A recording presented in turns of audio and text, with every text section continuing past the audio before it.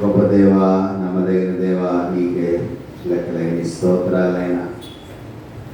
గడిచిన కాలమంతా, వారమంతా మాకు తోడుగా ఉండి ప్రశస్తమైన కృపలో మమ్మల్ని ఇంతవరకు కాచి దాచి కాపాడి మా జీవితాల్లో మీరు చేసిన అనేకమైన మేలు, ఉపకారాలు, కృపాకార్యాలన్నిటి కొరకై లెక్కలేని స్తోత్రాలు చెల్లిస్తున్నాం.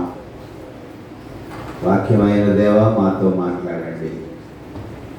నా నోటి మాటలు మా అందరి హృదయ ధ్యానములు మీ దృష్టికి అంగీకారయోగ్యములు కృపను ప్రసాదించి మీ మహిమలో మమ్మలను బలపరచుమని ఏ స్పర్శిత నామమును బట్టి ప్రార్థించి వేడుకొనుచున్నాం తండ్రి.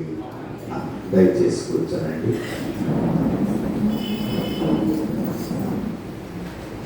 ముందుగా దేవాది దేవునికి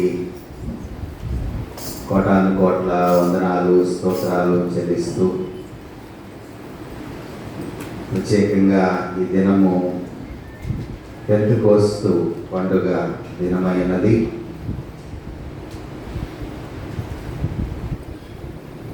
అలజడితో నిండిన లోకములో దేవుని యొక్క స్వరమును మీరుట. అలజడితో నిండిన లోకములో దేవుని యొక్క స్వరమును వినుట.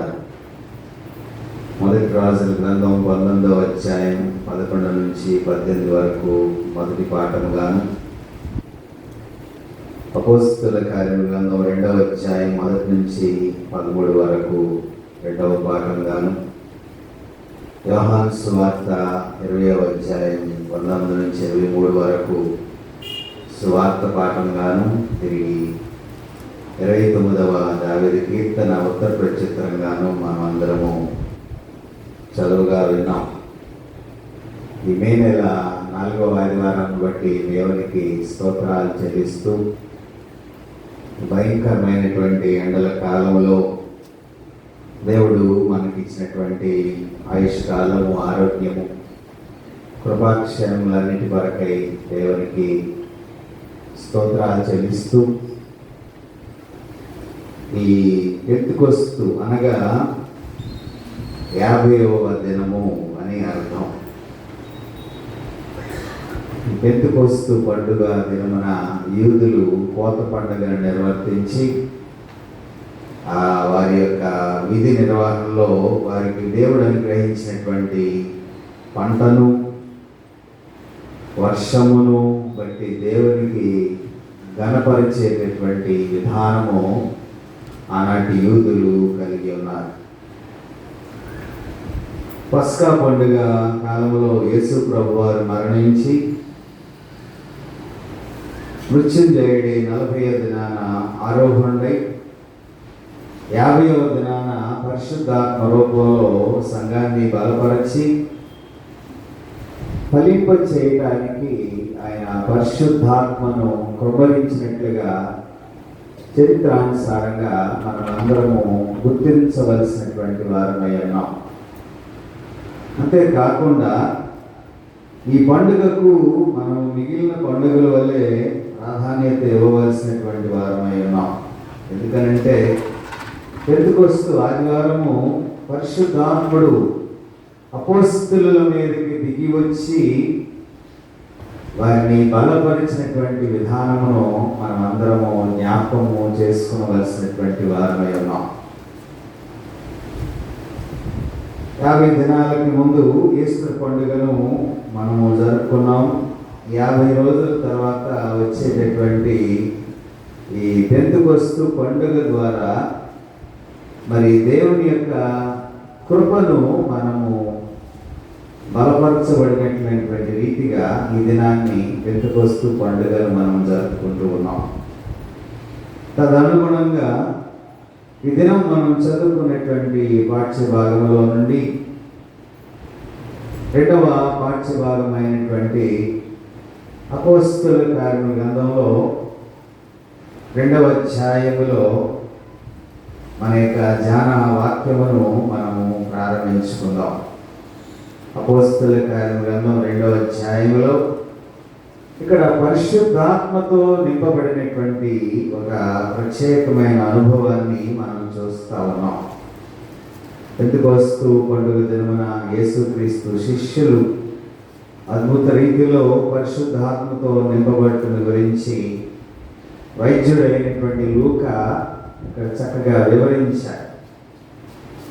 పస్కా తర్వాత వచ్చే ప్రాముఖ్యమైనటువంటి పండుగగా యేసుక్రీస్తు ప్రభువారు ఆరోహణమైన తర్వాత వాగ్దానం చేసిన రీతిగా శిష్యులు పరిశుద్ధాత్మ చేత నింపబడినటువంటి విధానాన్ని ఈ పెంతెకొస్తు పండుగ దినమున ఆదిమ క్రైస్తవ సంఘం మీద పరిశుద్ధాత్మ ప్రత్యేకమైన రీతిగా దిగి వచ్చినటువంటి విధానాన్ని మనం ఇక్కడ చూస్తా ఉన్నాం.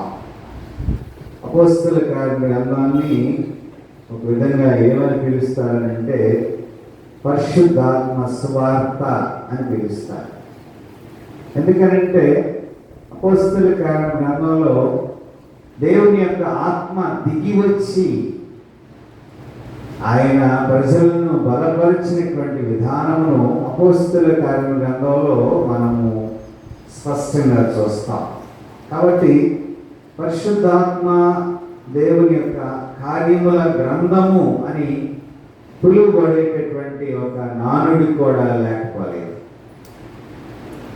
ఏమిటండి? పరిశుద్ధాత్ముని కార్యముల గ్రంథం. పరిశుద్ధాత్ముని కార్యముల గ్రంథం, అపోస్తల కార్య గ్రంథాన్ని ఆ విధంగా మనం పిలుస్తాం. ఎందుకనంటే ఆ దినమునే పరిశుద్ధాత్మ వచ్చింది. అంతకుముందు పరిశుద్ధాత్మ ఉనికి లేకపోలేదు అని తలంచడం సరికాదు. కానీ మరి పరిశుద్ధాత్మ దావీదుతో మాట్లాడినటువంటి సందర్భాన్ని మొదటి అధ్యాయము 16వ వచనంలో మనం చూస్తా ఉన్నాం. ఒకసారి మనం అపోస్తల కార్య గ్రంథం మొదటి అధ్యాయం.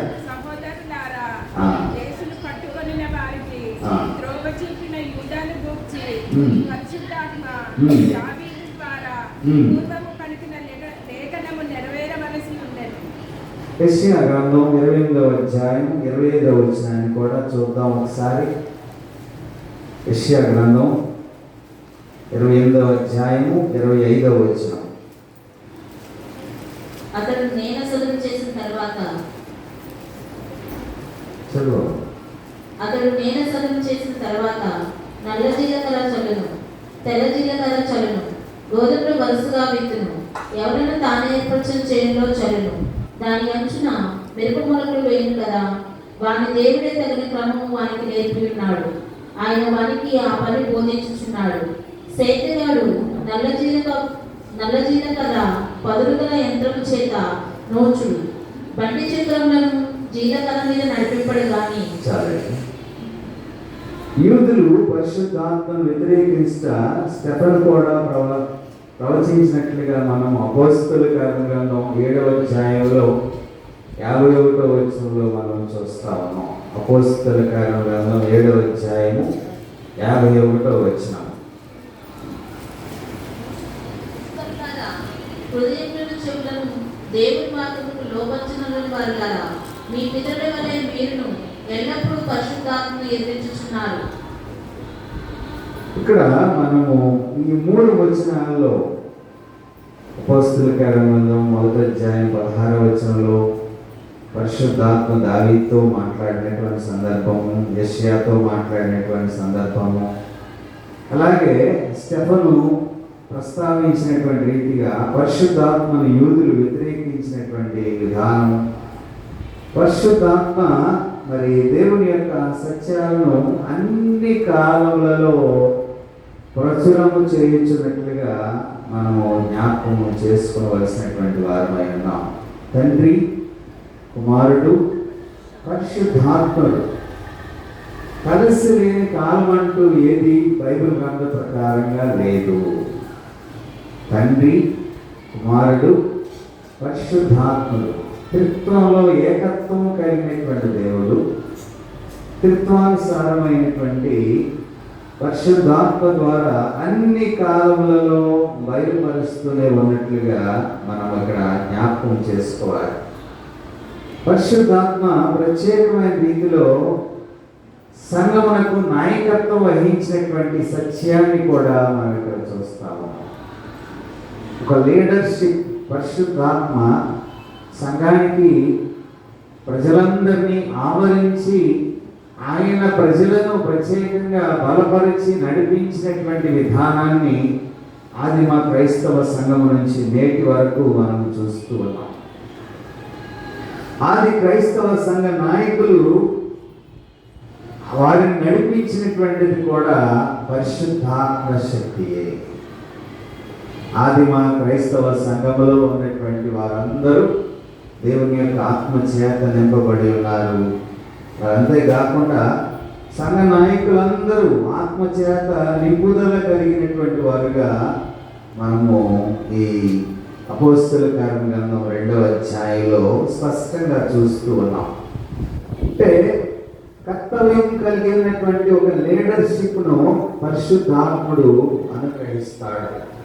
అంతేకాకుండా పరిశుద్ధాత్మ మనల్ని ఏమి చేస్తుందని అంటే మనకు ధైర్యాన్ని ఇస్తుంది, జ్ఞానం ఇస్తుంది, శక్తిని ఇస్తుంది, మనల్ని బలపరుస్తుంది అనేటటువంటి విషయాన్ని కూడా పరిశుద్ధాత్మ ద్వారా మనమందరము నింపబడేటటువంటి వారంగా ఉండటానికి మరి ప్రభు గొప్ప అవకాశాన్ని మనకు అనుగ్రహించారు. పెంతెకోస్తు దినాన శిష్యులు ఒక ప్రత్యేకమైన అనుభవాన్ని పొందుకుంటున్నారు. ఈ అనుభవము వారి మీదికి బలంగా వచ్చుటకు వారు ప్రత్యేకించబడినటువంటి వారుగా మనం ఇక్కడ జ్ఞాపకము చేసుకోవలసినటువంటి వారమై ఉన్నాం. అంతకు ముందు రోజుల్లో వారికి అనుభవం లేదు. పరిశుద్ధాత్మ లేనటువంటి ఒక ఖాళీ జీవితాన్ని వారు కలిగి ఉన్నారు. కానీ ఎప్పుడైతే దేవుని యొక్క ఆత్మ వారి మీదకి దిగి వచ్చి అల్లాడించబడినటువంటి రీతిగా వారిని బలపరిచిందో, దేవుని యొక్క ఆత్మ చేత వారు నింపబడినటువంటి అనుభవాన్ని మనం చూస్తూ ఉన్నాం. పరిశుద్ధాత్మ మనుషులను క్రమశిక్షణలోనికి నడిపిస్తుంది. దానికి రుజువు ఏమై ఉన్నదనంటే వారందరూ ఒకే స్థలంలో కూడుకొని దేవుని యొక్క ఆత్మ ద్వారా వారి జీవితాల్లో కార్యాలు పొందుకున్నటువంటి రీతిగా మనం ఇక్కడ చూస్తా ఉన్నాం. వేగముగా వీచు బలమైన గాలి వంటి ధ్వని వారు ఉన్న ఇల్లంతయు నింపబడి ఉండేది. అగ్ని జ్వాలల వంటి నాలుకలు విభాగించబడి ఒక్కొక్కరి మీద వాలినట్టుగా మనం చూస్తా ఉన్నాం. అంతేకాకుండా అందరూ కూడా పరిశుద్ధాత్మలో నింపబడిన వారై వాక్ శక్తిని పొందుకున్నటువంటి వారుగా అన్య భాషలతో మాట్లాడసాగినట్లుగా మనం చూస్తా ఉన్నాం. ఈ అన్య భాషలు ఏ విధంగా వారు మాట్లాడగలిగారంటే అక్కడ అగ్ని, గాలి రెండు కూడా శక్తికి సూచనగా కనిపిస్తాం. అగ్నిలోకి ఎవరు వెళ్ళరు, ఎందుకంటే అగ్ని చాలా శక్తివంతమైనది. గాలిని కూడా ఎదుర్కొని మనము నడవలేము. ఒక్కొక్కసారి గాలి మనలను నిలబడినప్పుడు కిందకి పడదోసేటటువంటి శక్తియుతమైనటువంటి బలము కూడా గాలి కలిగి ఉంటుంది. ఈ రెండు కలిగినటువంటి ఆత్మ ద్వారా మరి దేవుని యొక్క శిష్యులైనటువంటి వారు వెంపబడినప్పుడు వారు మాట్లాడటానికి కూడా వారు ఎంత శక్తి కలిగి ఉన్నారనంటే మరి దేవుని యొక్క ఆత్మశక్తి ద్వారా వారు వాక్ శక్తిని పొందుకున్నట్లుగా ఇతర భాషలు మాట్లాడలేనటువంటి వారు, అర్థం చేసుకోలేనటువంటి వారు కూడా దేవుని యొక్క ఆత్మ చేత నింపబడినప్పుడు ఇతరులు మాట్లాడేటటువంటి భాషల యొక్క అర్థాన్ని కూడా వారు అర్థం చేసుకునేటటువంటి జ్ఞానాన్ని వారు పొందుకున్నట్లుగా మనము మరి 4వ వచనంలో 3వ వచనంలో చూస్తా ఉన్నాం.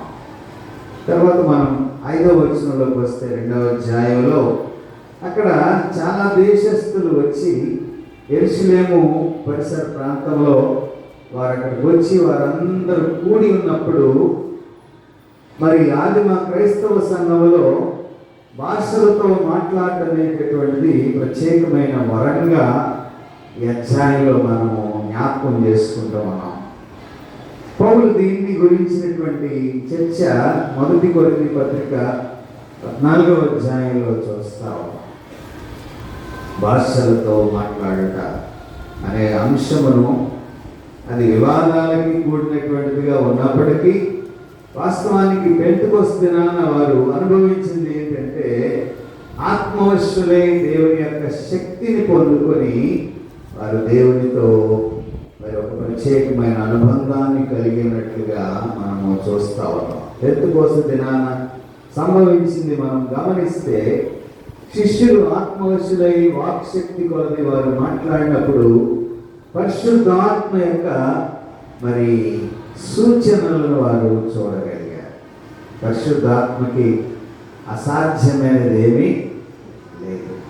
పరిశుద్ధాత్మను వ్యతిరేకించేటటువంటి వారు పాప క్షమాపణ పొందరు. బైబిల్ గ్రంథంలో దేనికైనా క్షమాపణ ఉన్నది, కానీ పరిశుద్ధాత్మను దూషించే వారికి క్షమాపణ లేదు అని బైబిల్ మనకి స్పష్టంగా తెలియపరుస్తూ ఉన్నది.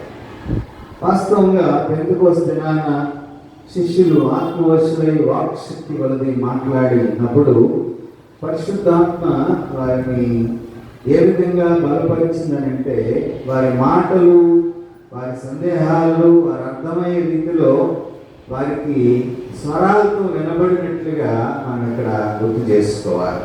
ఎందుకనంటే మరి పరిశుద్ధాత్మను పొందినటువంటి వారు మరి లోకంలో వారు ఏ విధమైనటువంటి శక్తిని పొందగలరో మనము స్పష్టంగా ఈ 13 వచనాల భాగంలో మనము చూడగలుగుతున్నాం.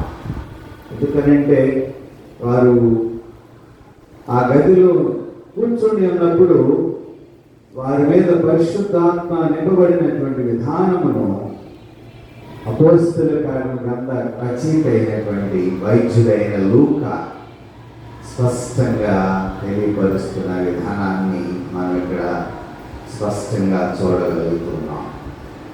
మనం ఇప్పుడు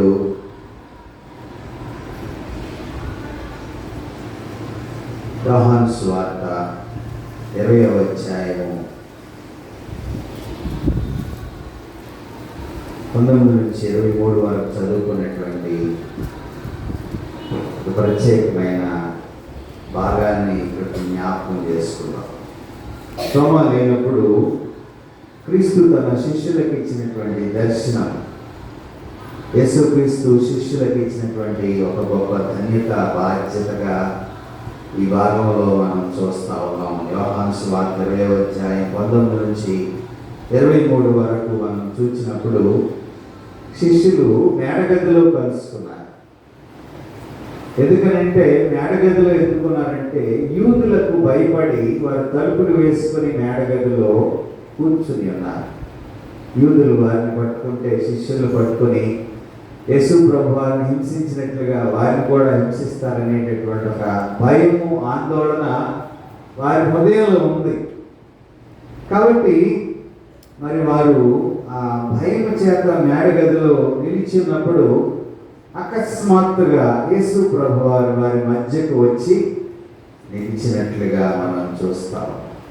అది ఆదివారం సాయంకాల దినంగా బైబిల్ గ్రంథంలో జ్ఞాపకం చేయబడతా ఉంది. ఎందుకంటే ఆ సాయంకాల సమయమున వారు సమాజములకు భయపడి, ప్రజలకు భయపడి, యూదులకు భయపడి వారు ఆ మేడగదిలో కూర్చుని ఉన్నప్పుడు వారి హృదయాలను గుర్తిరిగినటువంటి ప్రభువు వారి మధ్యన ప్రత్యక్షమైనప్పుడు వారు ఒక విధంగా చాలా భయపడ్డారు. చదవండి ఒకసారి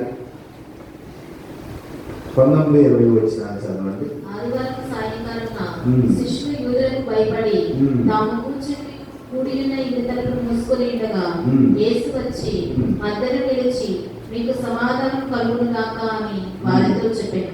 ఆయన అలాగ చెప్పి వారికి తన చేతులను ప్రక్కన చూపగా శిష్యులు ప్రభువును చూచి సంతోషించిరి. అప్పుడు యేసు మరలా మీకు సమాధానం కలుగును గాక, తండ్రి నన్ను పంపిన ప్రకారము నేను మిమ్మల్ని పంపుచున్నానని వారితో చెప్పాను. చాలండి.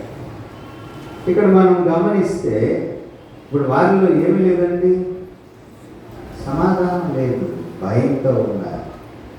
యూదులకు భయపడి, సమాజానికి భయపడి యేసు ప్రభువాన్ని శిలువ మీద మరి చంపిన తర్వాత వారు చెదిరిపోయినటువంటి వారుగా ఉన్నారు, భయకంపితులుగా ఉన్నటువంటి వారుగా ఉన్నారు.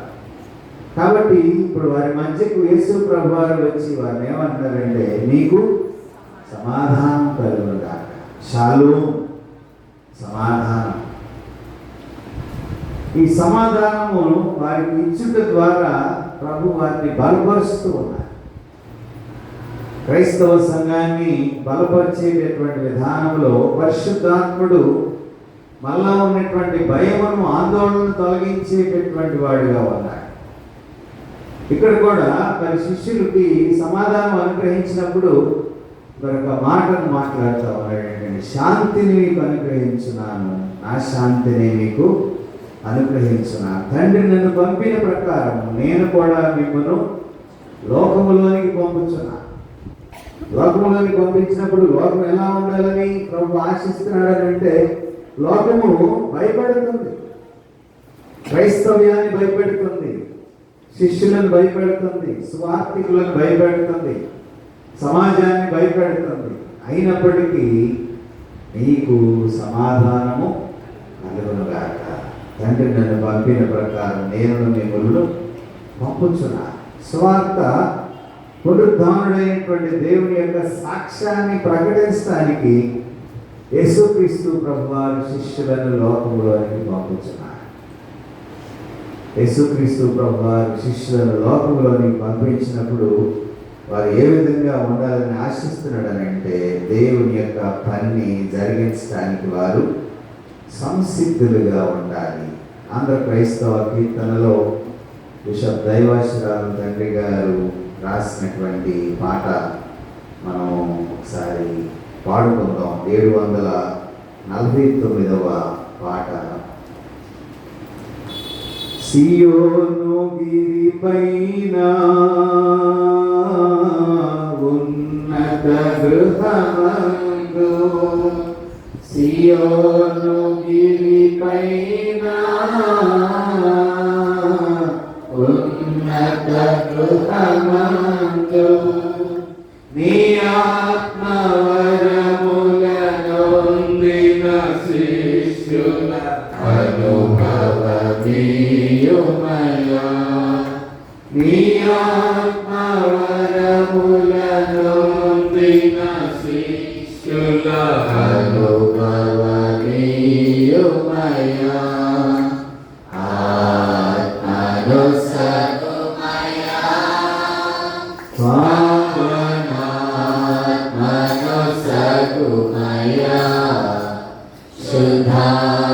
శుద్ధాత్మదేవా శుభములగాక ఉజ్జీవనీయుమయా, శుద్ధాత్మదేవా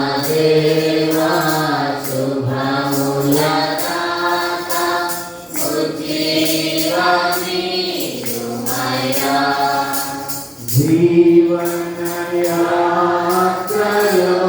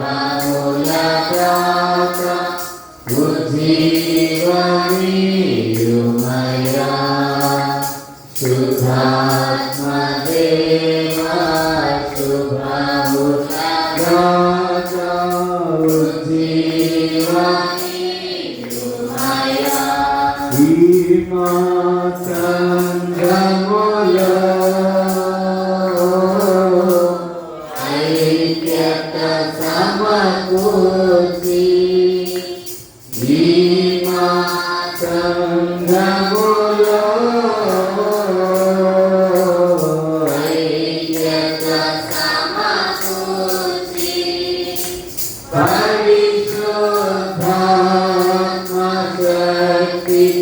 నింపి భావన పరచుమయా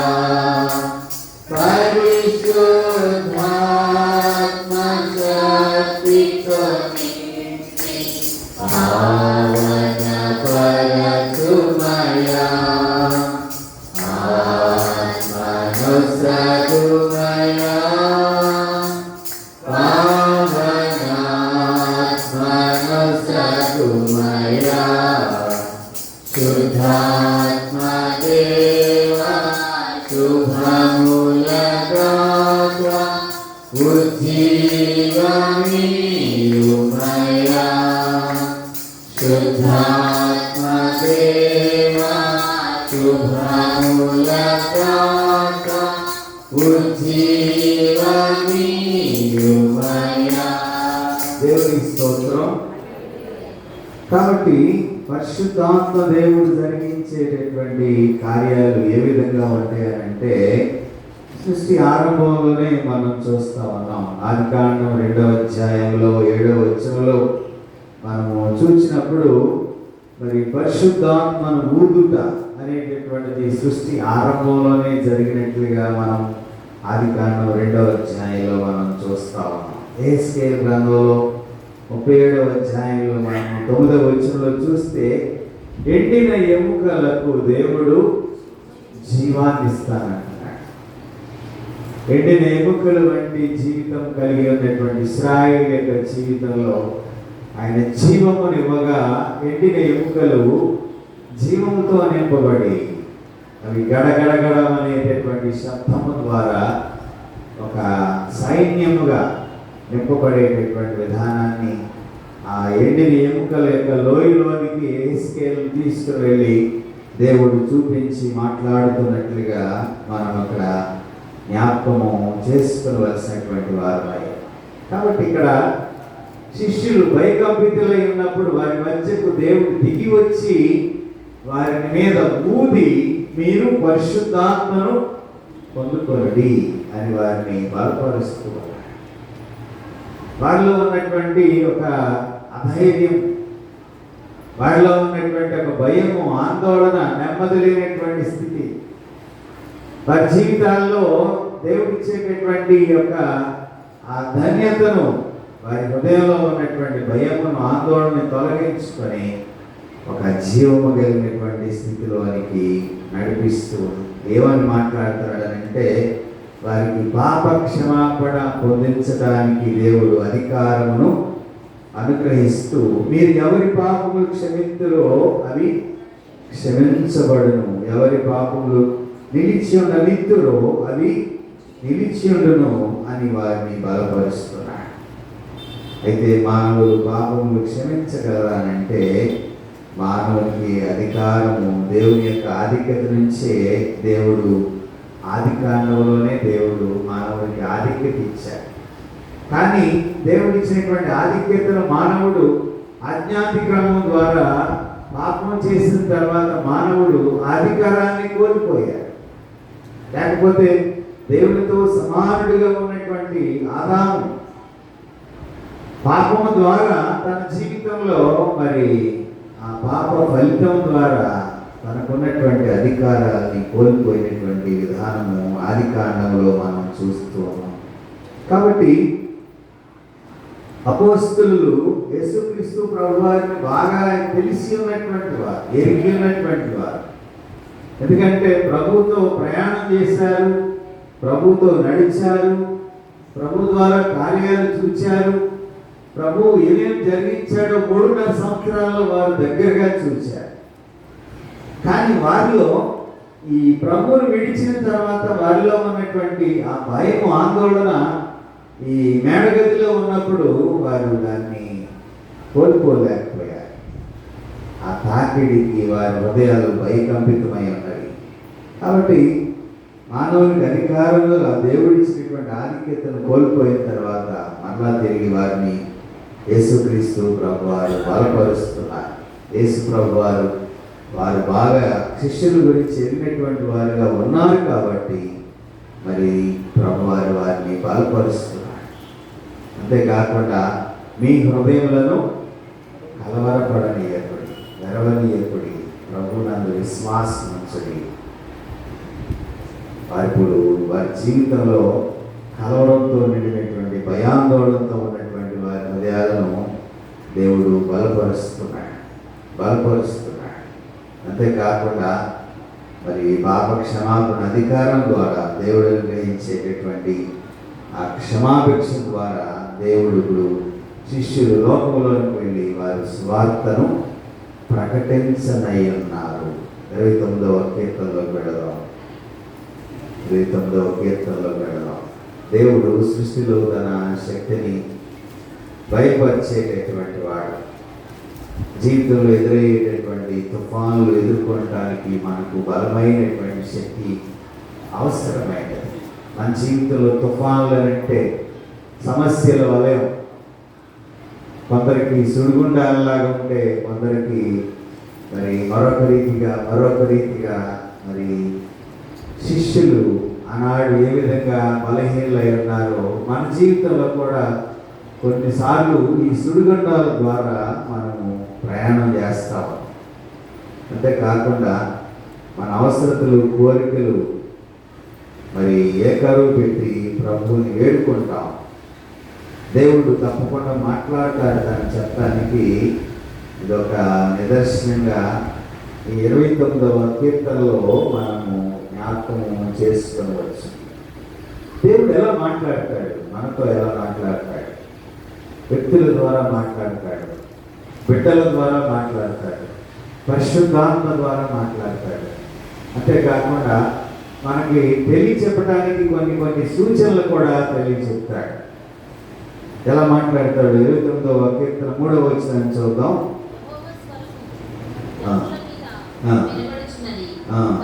దేవుడు ఉరుమువలె గర్జించుచున్నాడు. 5వ వచనం. యెహోవా స్వరము దేవదారు వృక్షములను విరచును. యెహోవా దేవానుల దేవదారు వృక్షములను ముక్కలుగా విరచును. 8వ వచనం. యెహోవా స్వరము అరణ్యమును కదిలించును. యెహోవా కాదేశు అరణ్యమును కదిలించును. 9వ వచనం. యెహోవా స్వరము లేఖను ఈన చేయును. అది ఆకులు రాల్చును. ఆయన ఆలయంలో ఉన్నవనియు ఆయనకే ప్రభావం అనుచున్నవి.